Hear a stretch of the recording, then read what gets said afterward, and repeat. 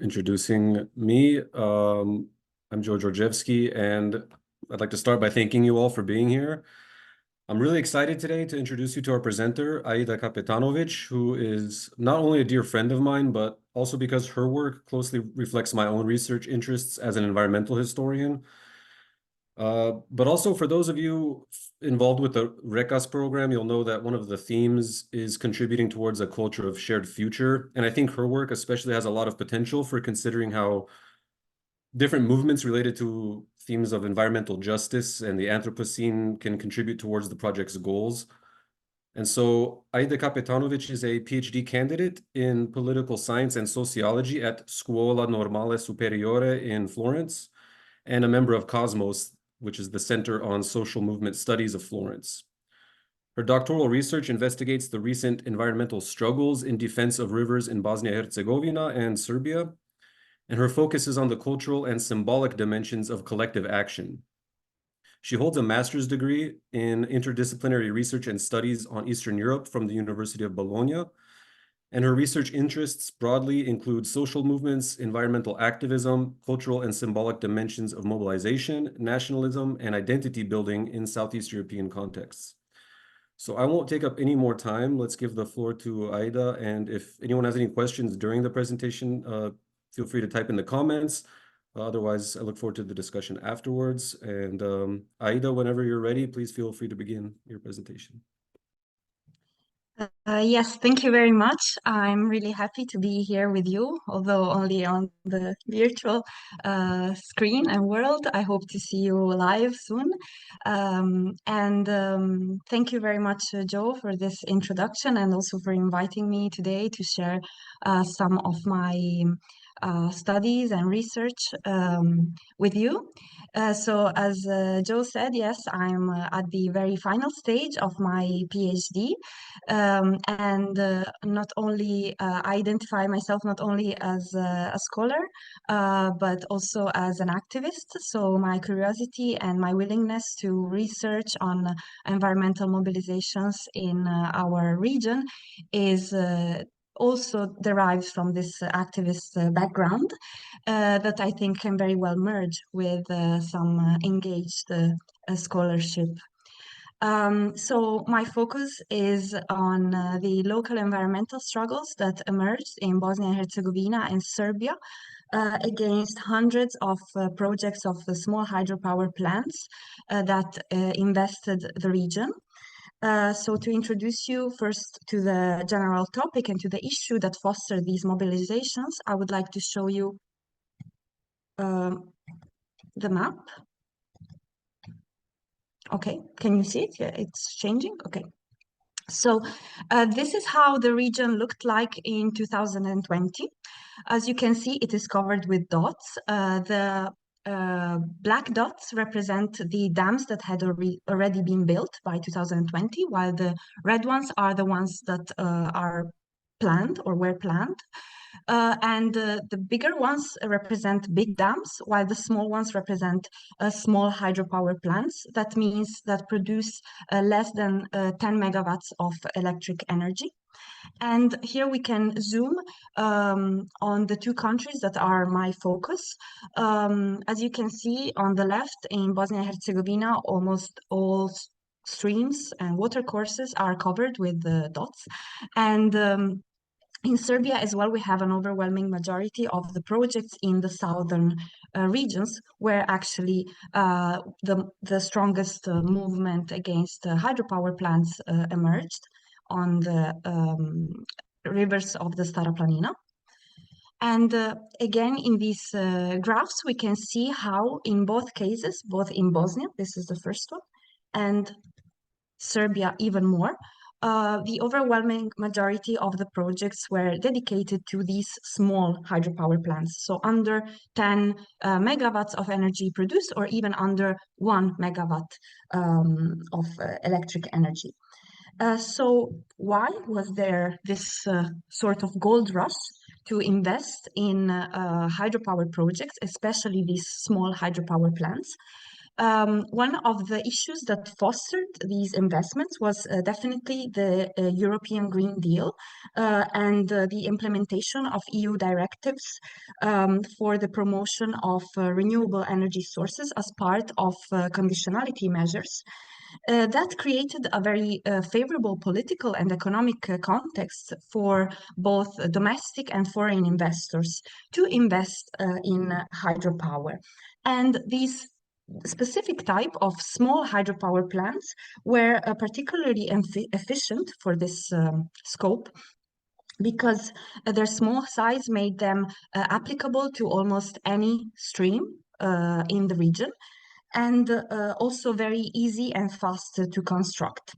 But on the other hand, they produce, as said, minimal amounts of energy. So in order to be profitable for investors, they needed incentives. So state authorities granted a system of guaranteed purchase at a fixed rate and favorable concession policies to ensure long-term profits without market risks. Another specificity of these kind of dams is that they are of the so-called derivative type of or run of the river that are based on the diversion of parts of the rivers into the engines for the production of the energy. So put very simply, it means channeling parts of the rivers into pipes to conduct them to the engine. This is how the thing looks like. So we don't have to be particularly expert in these issues or engineers to understand how environmentally intrusive it is to see a whole part of the river channeled into a pipe in the riverbank. And at this site, local communities started struggles against investors and state authorities to oppose this project of small hydropower plants.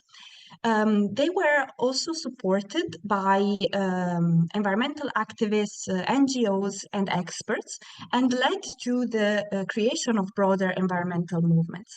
And what particularly struck my attention was the innovative aspect of this kind of struggles, because they were triggered from the inhabitants of the peripheral rural areas, rather than the usual suspects, the environmental activists, environmental NGOs.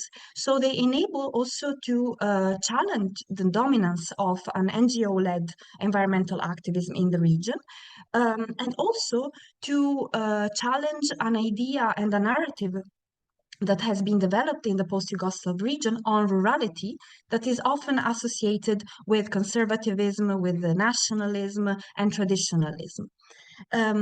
Rather, these movements enable to put together rural communities with NGOs and environmentalists. So since I come from social movement studies, my specific focus is on the symbolic and cultural aspects of collective action, based on the idea that issues are able to mobilize people only if they are interpreted as such, as issues, as problems that need for mobilization. So what I look at, is what were the narratives of the struggles for the rivers in Bosnia and in Serbia, in order to respond to research questions. Why and how do peripheral rural communities engage in environmental mobilization? And also how these struggles enable processes of collective identity formation and transformation. So how can collective identities be activated and transformed in locally rooted environmental struggles? I rely on the theoretical framework that combines different literatures that conceptualize environmental justice and environmentalism of the dispossessed. So coming from scholarship both from the global north and the global south, that look at environmental conflicts that address at the same time the unequal distribution of environmental threats, but also the lack of recognition, for example, of specific communities or identities, and the exclusion from political participation. And then within this broader environmental framework, I relate to other more specific literatures that engage, for example, with the conceptualization of water grabbing, and a critical approach to so-called green transition, and also the role of local environmental conflicts in bringing about very broad and universal issues and values, and how place attachment and place identity can play a role in environmental conflicts.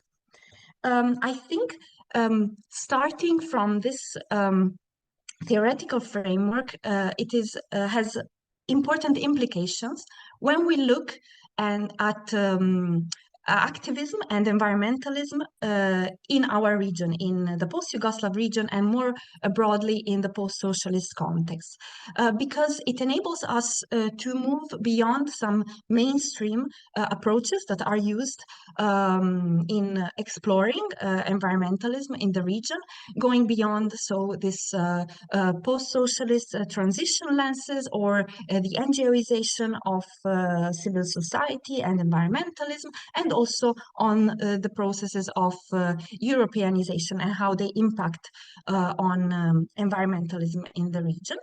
And at the same time, it enables us to go also beyond the limitations of area studies. So to engage with broader global trends and also global debates, our region, and more broadly the post-socialist context. Moreover, it is also very interesting, it has been interesting for me to reason and to explore issues of place attachment and identity building, especially in the post-Yugoslav region, that enable to challenge ideas of exclusivism and nationalism through these environmentalist frameworks. And specifically for the case of Bosnia and Herzegovina, engaging the context of Bosnia and Herzegovina with these broader global debates on environmentalism enables to move beyond the theoretical framework that is usually applied to studies on Bosnia that are mainly related to the ethnic divisions and the ethnically divided society. So we can start also challenging the idea of Bosnia and Herzegovina as an exceptional case that cannot be compared to other countries and contexts, both in the Balkan region, but also more broadly. And in terms of methodology, I use frame analysis, which is a methodology very common in social movements research that defines frames as interpretative schemes that are used to define issues and to foster mobilization. I chose this specific methodology because it focuses and highlights the role of agency, so of social movements and collective actors as signifying agents, and also because it is a very processual and dynamic approach. It looks at how meaning making is constructed processually and in relation to the broader political and cultural context. So the data that I used was both based on the public materials, so everything the movements published online, but I also wanted to give more depth to this analysis by using also semi-structured interviews that I collected during my fieldwork activity. I could not conduct proper ethnographic fieldwork because of the limitations of time and resources, but I used an ethnographic approach during the fieldwork that enables me to use this form of slow comparative approach, which is the, let's say, comparative approach in ethnography that does not look at broad and generalizable similarities and differences among cases, but rather at more nuanced differences and similarities, which I think apply very well to my specific cases. And the cases have, of course, share some similarities of common trends and of a shared history and a shared issue that these struggles emerged for. But also I underline some of the differences, both in terms of the political context in which the cases developed, and in the trajectories and territorial scope of the movements. For the case of Bosnia-Herzegovina, the Coalition for the Protection of the Rivers emerged as a network of scattered local struggles that then assumed a national scope. The focus remained very much on the issue of river protection, and the movement decided not to engage in the institutional arena in terms of party politics. So they do have confrontations with the institutions, but do not engage with party politics. While in the case of Serbia, Defend the Rivers of Stara Planina emerged from a regional scope to a national environmental movement that encompassed also different environmental issues. The most recent and overwhelming then became the issue of lithium mining by the Rio Tinto company. And some of its leading members then actually engaged in party politics and took part of the Green Left opposition coalition. So this is to give a little bit a description of the movements and my cases, and they share also similar action repertoires that were very different. They went from more institutional repertoires of action that were from signing petitions or participation in public hearings, very important, the involvement and engagement in local community councils, and then we have more contentious form of repertoires. Here you can see some pictures of the examples in Bosnia and Herzegovina. You might have heard of the brave woman of Kruščica that together with the rest of the local community organized more than 500 days long blockade to protect their rivers. And similar initiatives also were on the banks of the river Bjelava and on the banks of the river Neretvica. Similarly, in Serbia, we had mass protests and also the blockade organized in Topli Dol that very much resembled the one in Kruščica and took example from it. More recently, there was also in Dadince, in the western part of southern Serbia, and also the destruction of the pipes of the small hydropower plants in Rakita. But to come to my findings and my analysis in terms of frame.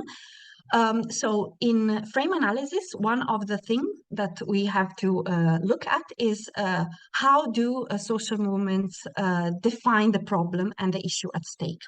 And what issues actually resonate among the broader population? And in both cases, in Serbia and in Bosnia, the framing of the problem as a threat to life was one of the most resonant frames that was used. Life was interpreted in its broad and multiple understandings, not only in terms of material survival of the communities, because all of them rely on the rivers as source of drinkable water, but also in symbolic terms, as the rivers mediate the social and cultural reproduction of the riverine communities. And they link different generations across time. So actually they also define a local history and local narratives of time. But this understanding of life then broadened to encompass the whole riverine ecosystems and the environment as a whole, in which both human and non-human are embedded and are related through the rivers. And this aspect of frame extension enabled actually to involve multiple constituencies in these struggles. I think I use very much quotes to convey some of the messages because I think they are really powerful. One of the activists, one of the activists from Kruščica says, I'm quoting, "When I first came here, I came to defend the river for it not to be channeled into pipes. Then after a year, we understood that we were not only defending the river, but we are defending as well the forest and the animals, from the ant and the grasshopper up to the bear." So this quote, I think, conveys very well this process of going from a more NIMBY type of issue, the problem of the local community of not having the access to water, to broader environmental struggle and environmental claims.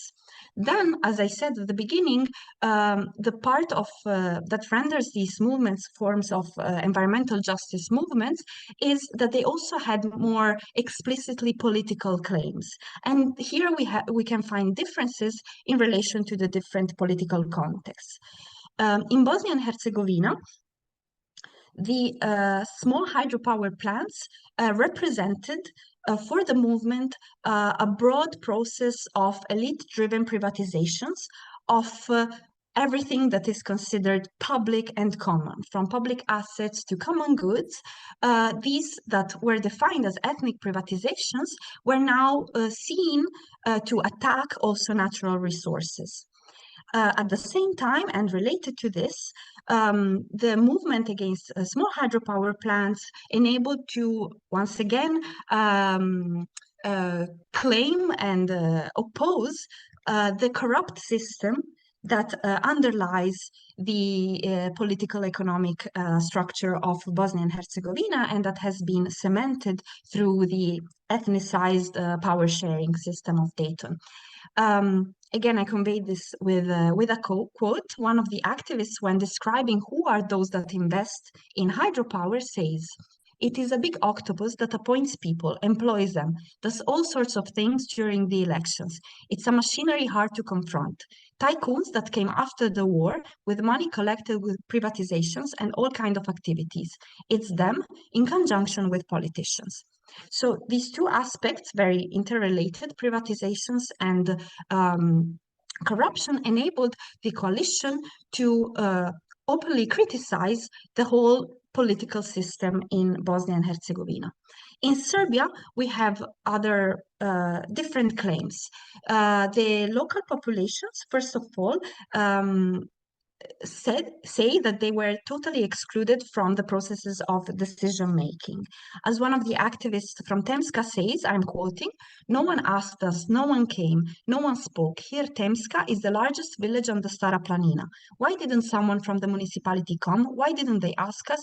Does the state work in the interest of those people? It doesn't." So there is this explicit idea and understanding of being marginalized from political life, especially when rural communities talk about this. And related to this, the small hydropower projects were understood also within a broader process of rural depopulation, elite-driven. As one of the activist says, I'm quoting, "We are talking about an area that is demographically completely devastated. There are about 30 villages in the vicinity of Pirot where there is practically no life left, where the only form of socializing is funerals. Biology is inexorable there. These are villages with 15-20 inhabitants. The average age is 150, and those who attacked our rivers counted on that when there are no people, then there is no one that can defend." So this is very important as it conveys the idea of a deliberate and elite-driven marginalization of the rural areas from political life, and the rural depopulation also used for the possibility to extract natural resources. In frame analysis, then, we not only have to understand which are the issues at stake, but how these issues then mobilize people in collective action. And here, the role of emotional politics was very important in mobilizing rural inhabitants in defense of their rivers. So through the use of positive emotions, of childhood memories, of intergenerational legacies, the movements created a narration of an attachment to the rivers that was then shared. It was shared among different rural and riverine communities, but also involved urban activists that maybe did not have this attachment, but were part of this narrative because they shared the willingness to protect the rivers. So this motivational framing enabled to move beyond the local and also the national level. And this created an understanding and a narrative of a sense of place and belonging to place that is at the same time locally rooted, but also global in scope and in feeling of attachments. And this quote I used to convey this message. I'm quoting, "I grew up next to that river. I did everything there, bathed, swam, fished, looked after livestock. What am I going to do looking at a dry riverbed? So I can't imagine that. It's like that for me. It's like that for the person in Bosnia. It's like that everywhere. And that tied us together." So from here, we can move to the next, my second research question that looks at how locally rooted collective identities were able to move beyond exclusivism and localism and encompass different constituencies. And here again, we have two slightly different processes. In Bosnia and Herzegovina, unfortunately, we do still have to talk about ethnic identities, but the Coalition for the Protection of the Rivers enabled to transform this sense of identity on the basis of the attachment to the rivers. And this quote conveys this process. "Rivers are also part of a person's identity, and when they came to take the rivers and put them into tubes, something that is identity and is the premise for the life and the survival of people on these rivers, when that was threatened, then what happens is a reaffirmation of that identity, where people group themselves on the basis of that identity and belonging to the river. Nobody can violate this identity, not even my political representative, no matter whether I feel Serb, Bosniak, or Croat." So this is a very powerful message that explains how, in the moment, the very ethnic representatives were the ones that enabled to threaten the river or directly threaten the rivers, then the riverine identity was reaffirmed and encompassed multiple constituencies and ethnic identities and moved beyond them. In Serbia, we have a different example that the activists called a form of ecological patriotism. As the quote conveys, it's patriotism, but not of that patriotism which will be based on the humiliation and suppression of other cultures and races, but in coexistence. And that can only be done with such an ecological mind. So on the basis of an environmental consciousness, something that is very strong among rural populations, especially border populations, as are the ones living on the Stara Planina mountains, bordering with Bulgaria. So this very strong sense of local identity and of local patriotism was reaffirmed, but also transformed with this ecological mind and the environmentalist consciousness. So it went beyond an idea of nationalism and exclusivism that could be framed in these situations. So to sum up a little bit some of my conclusive reflections, what enabled to mobilize the rural communities in defense of the rivers within broader environmental struggles was this combination of vital politics and of an understanding of life in its very complex and all-encompassing meanings. In addition to claims for democracy and to conceptualizations of ownership of what is and whose is a common good and a natural resource. In terms of motivation, emotional politics were extremely important because they built on locally rooted motivations, but then were able to include all those that engaged in the struggle and shared a common cause. And so through environmental mobilizations, it was possible to define and construct an effective and relational thinking of place. Engaging into a transformative process that went beyond the local and the national boundaries, also physically and in terms of organizations, because these movements actually cooperated and created networks in the region. So it aligns, some of these findings aligns, for example, with the challenges posed by critical geographers as Massey that seeks for a progressive and transformative idea of sense of place and belonging to place that can combine the geographical uniqueness forms, for example, also of patriotism that can coexist with global interconnectedness. And the very type of source that people were defending, the rivers, enabled this process because as the rivers, also these movements flowed across the boundaries and went beyond multiple borders. So to say this, concluding with another quote of an activist, you know, ecology and environmental protection simply know no borders, and especially the fight for the protection of the rivers. Because rivers are shared. The river cannot be mine or someone else's. The rivers are common and we are simply all united.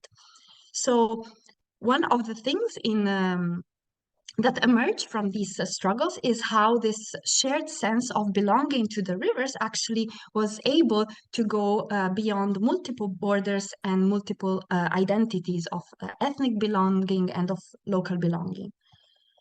I conclude with reflecting on how can this research contribute to broader knowledge on environmentalism and on ecological transition. Again, I think it is very important to look how these localized affections and sense of patriotism can also be transformed into responsibility for the environment and can therefore challenge exclusivism and nationalism, and how these specific and locally embedded types of environmentalism can enable us to think beyond dichotomies of the rural and the urban, or the local and the global, the material and the post-material. And also they offer new narratives and perspectives, but also real concrete struggles for what has to be a just green transition. So not only an ecological transition, but that it takes into consideration issues of social justice and democracy. So hopefully they can also bring us to reflect on the future for environmental activism in the region and more broadly in the post-socialist context. I thank you very much and conclude with this very hopeful quote of an activist that says, "Rivers will unite the Balkans and ecology will unite us all."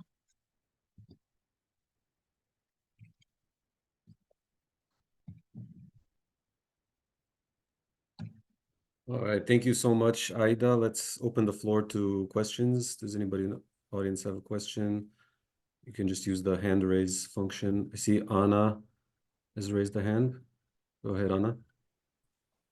Hi, I didn't raise the hand, but actually I wanted to ask something. Thank you, Aida, for this beautiful presentation. I was thinking about the far-right parties using and abusing these ecological struggles of local peoples around the world. So how do you think about that? And yeah, I mean, in the far-right, there is no this openness and cosmopolitan idea of ecology belonging to everybody beyond all borders, but on the contrary, they used it to captivate this narrative in order to obviously go through their political agenda. So if you have any reflection on that, I would be thankful to hear it. Thanks.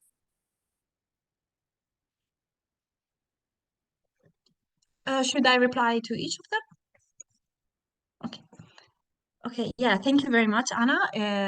I mean, it's a very on point question, and I'm also like reflecting on this, and I think there are scholars that are also looking at, especially at far right movements that are, yeah, taking the all environmental issues in different post-socialist contexts. So I think it is an important issue, and examples as these ones that I am presenting and that are emerging especially in the Balkan post-Yugoslav region, can be very powerful, because they can be the ones that, from the very regions and very areas where nationalism has been politicized very strongly and has led to conflict, they can be actually the first ones that can challenge far-right politics and far-right narratives. And something that has happened by all these struggles for the protection of the rivers is really this. People and different organizations and movements met across the region. They are continuing to organize such networks. So the only thing I can say is that they can give hope to like challenge far-right narratives of localism and of protection of the environment in this sense. So for this reason, I think it is also very important to give them voice, even in the academic debates, and to highlight their potentials. Thank you, Joe. Can I add just one sentence? Yeah, I agree with you. My only fear is that these people, the affected communities, frequently succumb to populistic narratives from these far-right parties, and they capture their local struggles and emotions, and then it's done. There is no, there is no this resistance that you're talking about, but that is another topic. Thank you very much.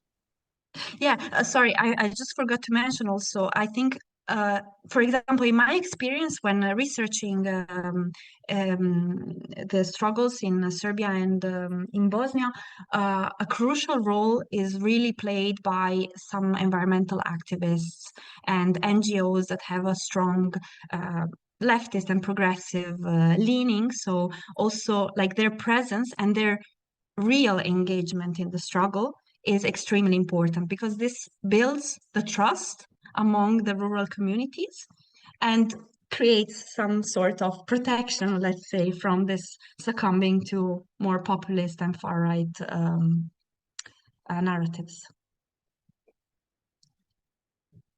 Thank you. Sorry, Anna, I thought your hand was raised, but it was still a good question. So, Ivana. Hi, Aida. Hi, Joe. Hi, everybody. Maybe it was me who raised the hand, not Anna first. So, Aida, thank you so much for your lecture. It was really inspiring, especially for me, because my subject, it's really closely related to yours. I'm exploring the rivers as means to connect in Macedonia and in Ljubljana. I'm looking at Vardar and Ljubljanica River, but before that, my PhD was also looking at the culverted rivers in Japan, also as means to cultivate community. And I've learned a lot from you today. So I just wanted to say thank you, and maybe Anna also already posted the question I was gonna ask, because what we are facing here in Skopje is that the river, or the project that was built around the river from the far-right party, was built as a mean to kind of cultivate this, maybe in a way, fake nationalism. It's a controversial subject, but I think you already answered that question. So I think I'm gonna, if you're available, I will contact you after this lecture and have some other questions for you regarding my research, and maybe we can also like collaborate as well. Yeah, thank you. Thank you. With pleasure. I add a little bit like thoughts.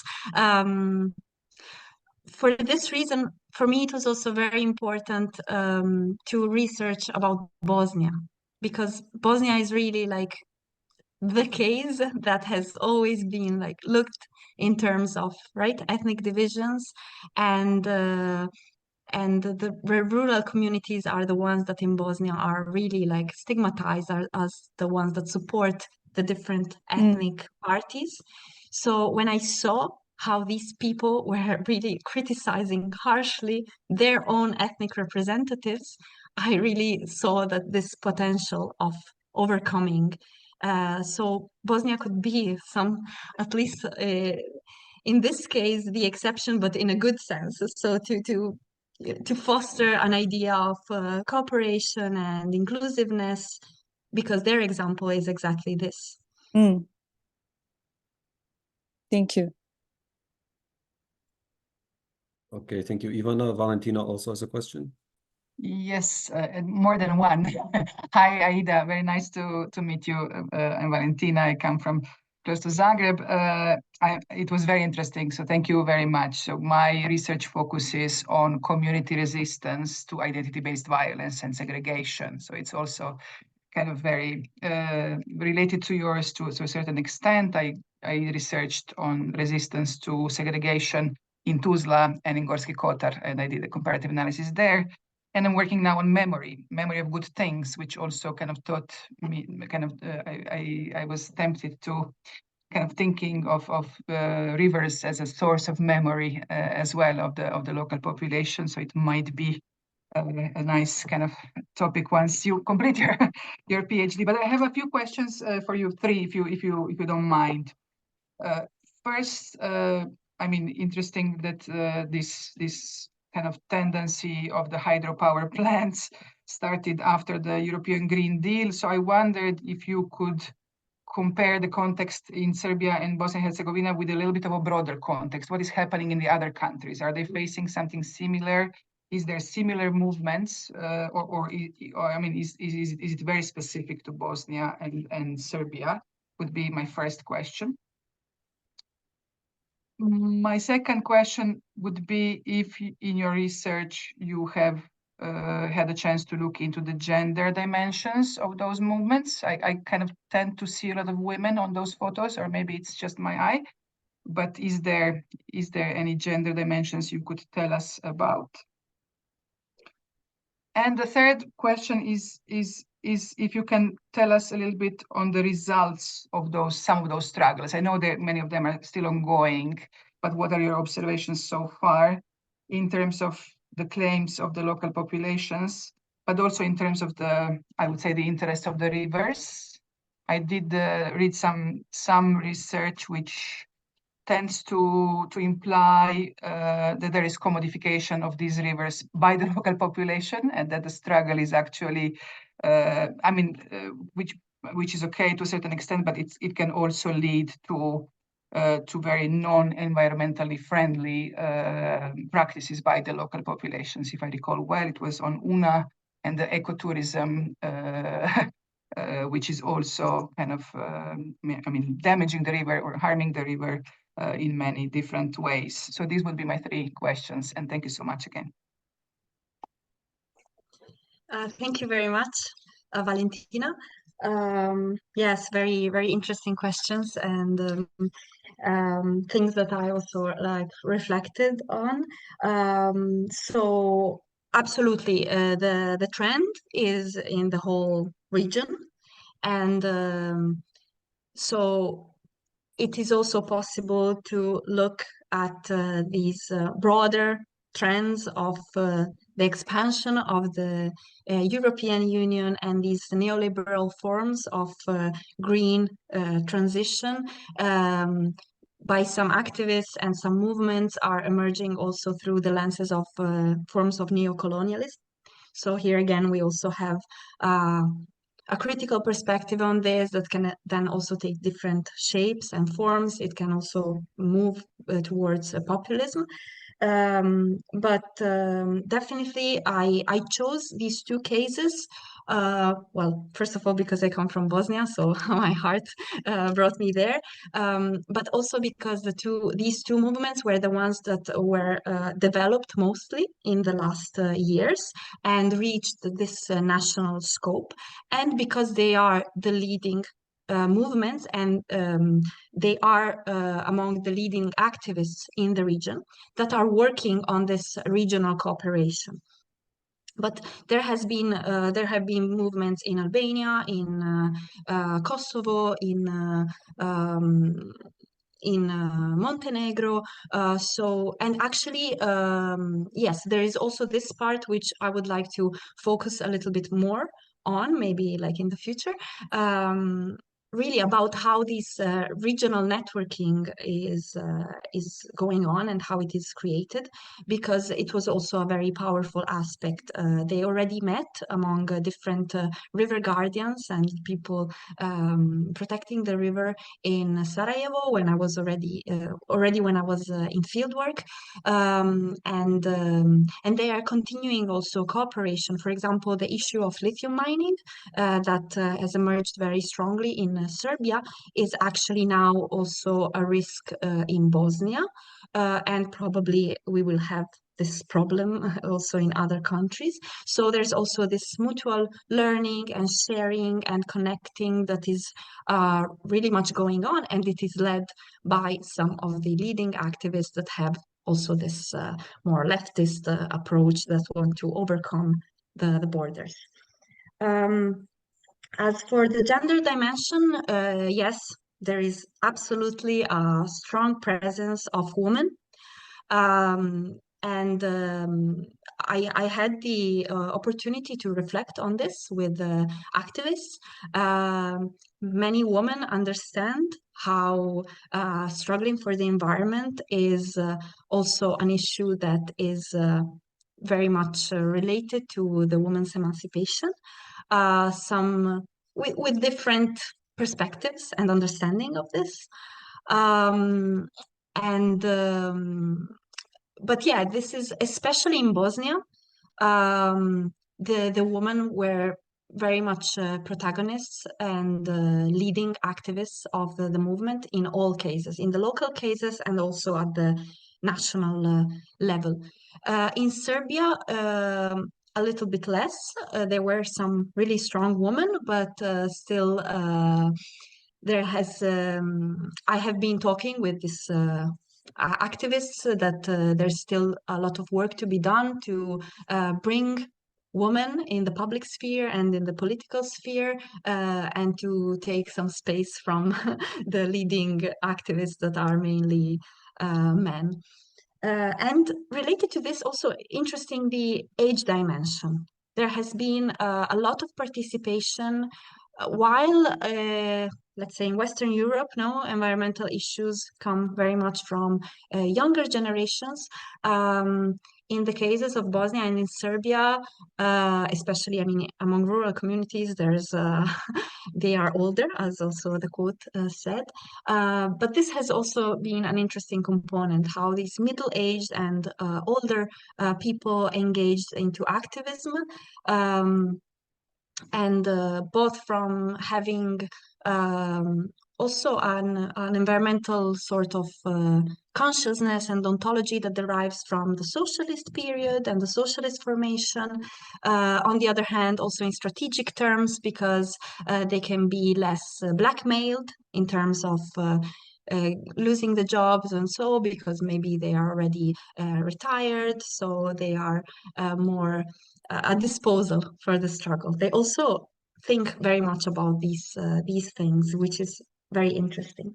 And finally, the results of the struggles. Well, on one hand, there have been some victories. The struggle for the rivers of Stara Planina definitely enabled to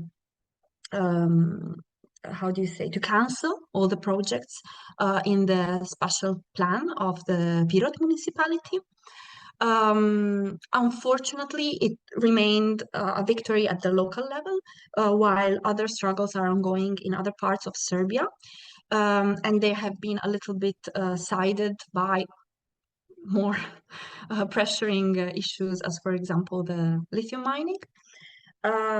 In Bosnia as well, the parliament of the federation approved the ban of small hydropower projects. So all the future and ongoing projects have been banned. Unfortunately, those that were already under construction are still there. So then each local struggle deals with the advancement of the projects. There are many struggles that are still conducted at the court level, so trials ongoing and proving that there are no the concessions were not granted legally and transparently and so on. But yes, there have been major victories in Bosnia, in Kruščica, in Neretvica. So some good results, also showing people that it is possible to struggle and to obtain something concrete. On the other hand, there is a lot of reasoning about the alternatives. So what do we do with our rivers, and how can we also challenge a narrative of development that is environmentally destructive? So the issue of ecotourism emerged a lot. And again, here there is a responsibility on the people and on the local communities engaged to also shape and control somehow this ecotourism and not make it environmentally dangerous. The example that you gave about Bihać is on point. Ivan Rajković also wrote about the consequences of the struggle in Topli Dol, where again this rural repopulation and development is done within capitalist and neoliberal frameworks. So yeah, the river is saved, but then again we have massive events and tourism and people coming there, and again some of the population, of the local population, is marginalized in this whole process. So of course this is also an aspect that needs to be looked at and understood, and trying to see how it is possible to conceive different and new forms of development that are environmentally really friendly, and at the same time take into consideration the social conditions of rural communities. So also not leaving places totally untouched and not thinking about the fact that these people need to live somehow and to. Thank you. Thanks so much, Aida. Thanks. Thank you. Do we have any more questions from the audience?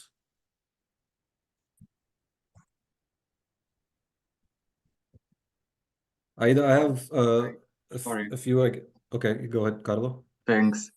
Hi, Aida. It's great seeing you as always. Aida and myself come from the same department. I mean, this is my ex-department. Now already, I actually wanted to return to one of our discussions that we had over the years on several occasions. Of course, I really enjoyed your presentation. I think it's really clear that you're moving very close to, finalizing the process of this PhD program.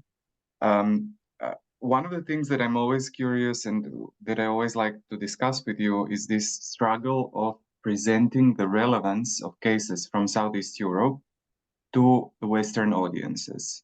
One of the challenges that I think is very common to social researchers, at least, I mean, from what I know from my experience in political sociology, is that we often have to jump to some kind of ready-made frames on country cases that we're interested in.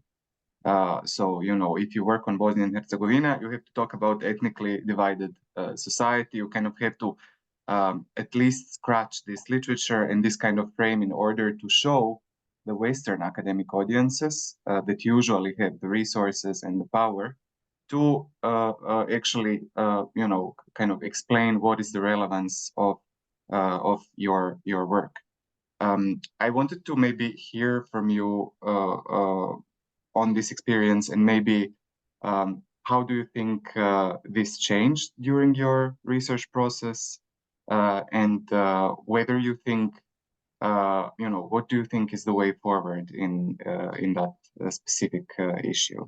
I already kind of know the answer, but I also think it's a very important topic for the entire, for many people who are present here, because I feel like, coming from a region that is neither easily qualifiable as global north and global south or west and south, I think we very often have to invest additional effort that is very often not acknowledged to even put our cases as relevant to some kind of mainstream social science community.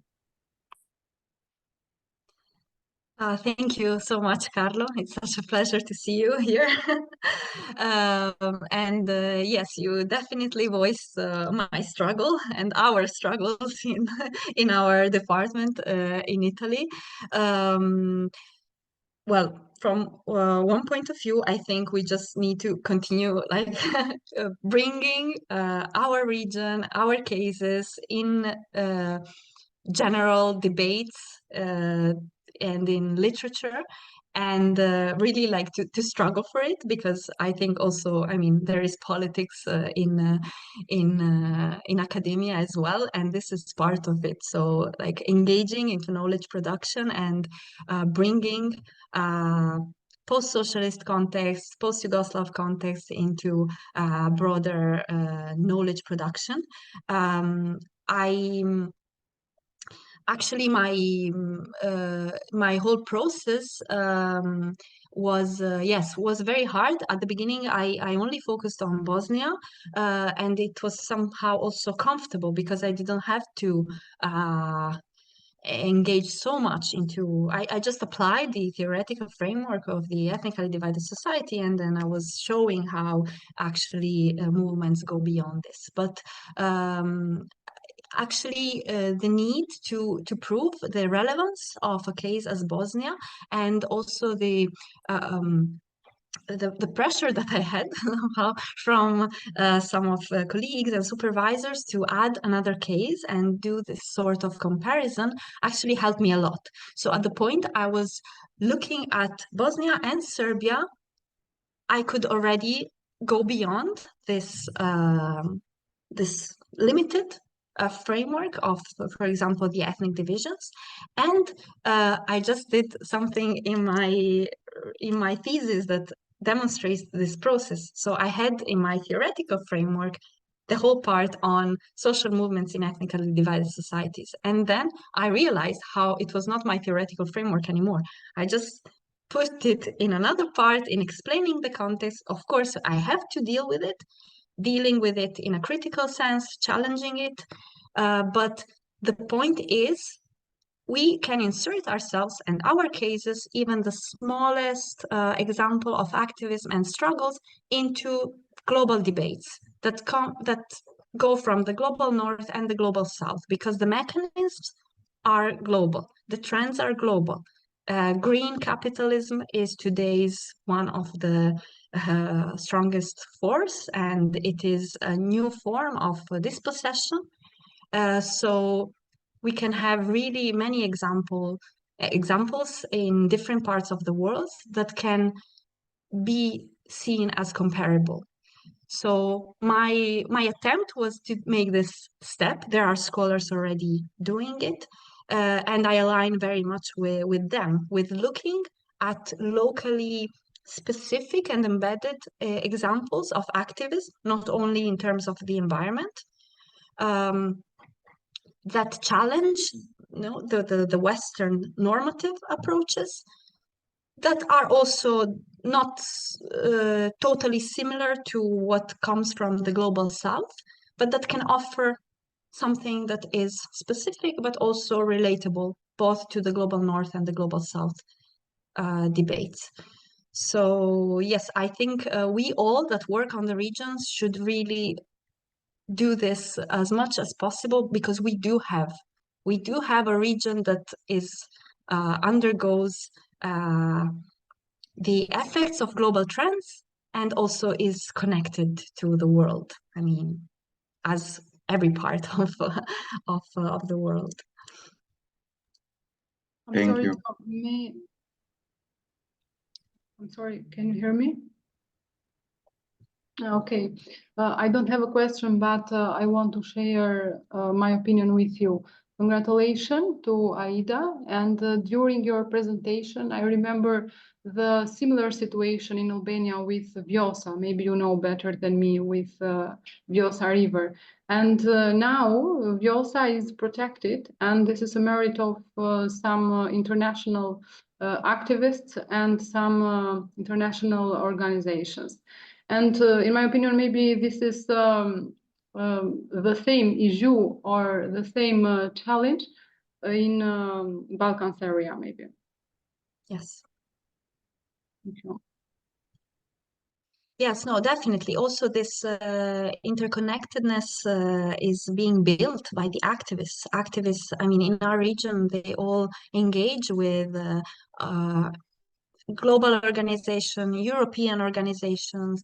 They all speak. I mean, coming from Italy as an activist, in our region, people all speak English and engage also through the English language. So they are really able to build these global connections. As well, I met activists struggling against the lithium mine in Serbia that came in Italy to an activist gathering that met with other people coming from South America and Africa, and really like realized how they had very Austria, from Vienna, yeah. Yes.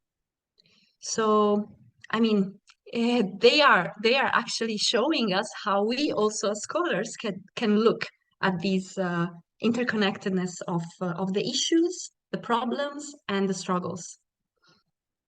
Thank you.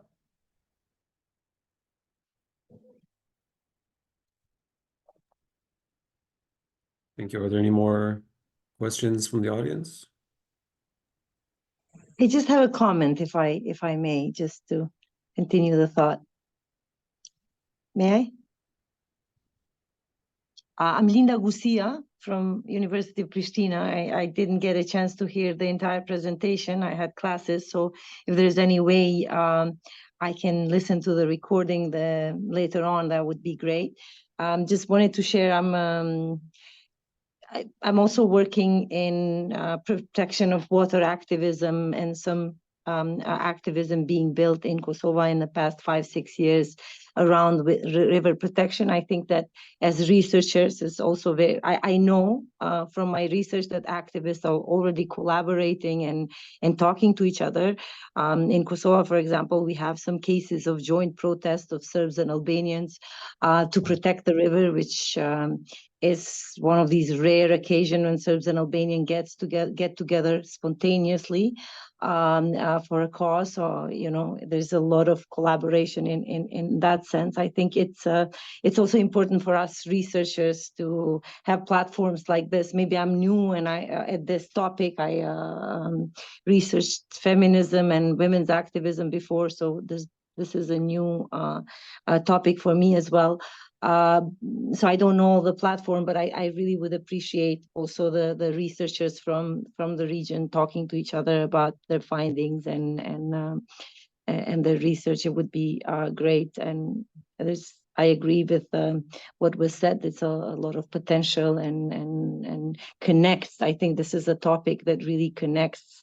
Not just sovereign, resources, but the whole it gives us, I think, an opportunity to look at the region from a new perspective, which is very important. Not to look at the region only from this very ethno-territorial lens, but also to look at this sort of resource sovereignty and control. And I think this is really an important topic. So would definitely love to continue talking, and nice to hear all these people today here. So just wanted to say hi. Thank you. Thank you so much, Aida, for sharing. And thank you very much, Linda. I want to add and share something. All my interviewees in Serbia, and I went on the Stara Planina, I spoke with the people from the local communities. They all mentioned the struggles in Kosovo, in Srpce. Srce, I don't know. So this was also very powerful for me. So hearing from Serbs about this as an example of communities that together protected the river. So it was not something that I applied on them, but really came from my findings. So definitely there is there are many data that can prove our arguments. For sure. Thank you. Yeah, this is a great platform for collaboration and networking. I love it. Any more comments or questions for Aida?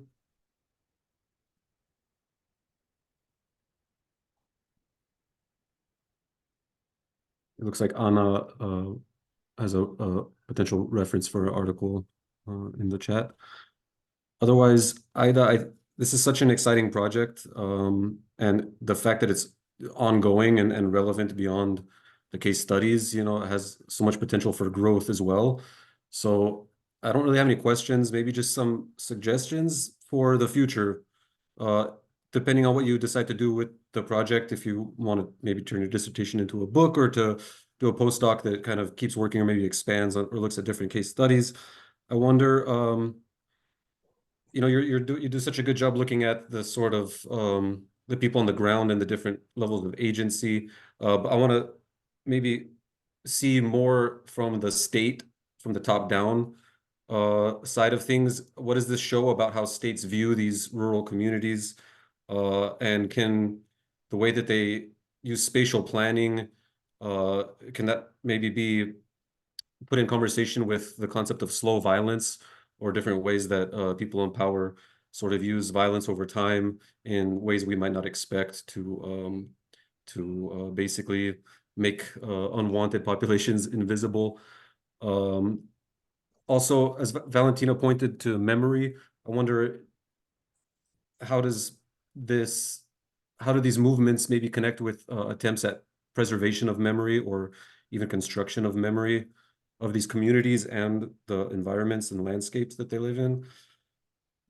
Also, since I'm a historian, I have to ask this: are there any historical precedents or traditions in these particular communities, or are these completely new sorts of ways of coming together and reacting? And because I think this says a lot then about the agency of rural communities in the socialist and post-socialist context. Is there a radical break, or is there continuations? And also, I think it can say a lot about rural communities and activists and their contributions towards environmental knowledge in general. And then finally, I wonder if you can consider maybe looking at new materialism, which is the concept of looking at how environments have their own agency or actantness, I guess. So in other words, what role the rivers themselves play in terms of transforming the cultural landscape, or how does the materiality of these river environments present themselves through the actions of these groups, or where do you see maybe some interconnections between the social and cultural events and then natural events as well? So thank you again, Aida, for such a great presentation. And I guess you can. Yeah, if I may, just in line with what you've said, Joe, it's it's very important, and to make it as the whole, as an active participation through research. There are a lot of debates in philosophical aspects of if the nature can be a sentient being, and can rivers be legal persons, for example, on that normative level, especially on the global south. So probably, and this will be a step forward to what you did and explored as for now. Probably the next step will be to gather maybe from some other disciplines, colleagues, and work on that aspect. So normativity as such, then as well through philosophical aspects of getting that or overcoming that divide, nature, culture, and moving forward into a definitely active institutional fight for the cause of yes, our rivers, our mountains, our seas, which is in depth what we are facing very soon. So that kind of solidarity that overcomes not only this activist element of getting together as people, but also getting together as beings, non-human beings, and then also those who are not formally living beings, but still sentient. And well, I look forward to having you as a, who knows, a future candidate for our postdoc, because we It are. would be a pleasure. Exactly. Yeah. Thank you very much, Aida, and thank you, Joe, for bringing us, Aida, to discuss it with us. Thank you very much. If I can say just a few words on these topics, I think absolutely the role of historians here is very important, because what is emerging is also like the socialist ontologies of environmentalism, the relationship between the human beings and the environment. And we know that Yugoslavia also had a specific forms of environmentalism and conceptualization of these relationships. So this is actually something that is there, and not so explicitly, not so well framed and defined, but certainly it is an aspect that can forward our reflections and also the knowledge production that derives from these movements, and also this the relationship with the state. Definitely we can talk about slow violence. For this reason also, one of the aspects was that was very important in these struggles, and I think it can really set an example, is reclaiming political spaces starting from the local. And again, we have a socialist heritage of the local community councils, the местные zajednice, which were really spaces that until some years ago people did not even care about them. Some of them, of the local communities, had no idea of who was representing them and what they were doing. Now they are into this, and they have candidates from the local struggles that engaged in the local community councils. In Kruščica, they have the president of the local community council and 8 women. So also at this very, very local level, actually, there is also the starting of scaling upwards towards, the institutions at a broad, more general and national level. So this also normative and institutional part is definitely very, very important and very interesting to look at. And yes, of course, I think there is the possibility to learn and to produce new knowledge on environmental ontologies that can also be locally rooted, in terms that come from the socialist past and the socialist heritage, but then can be renewed and transformed in today's practices and reflections and narratives.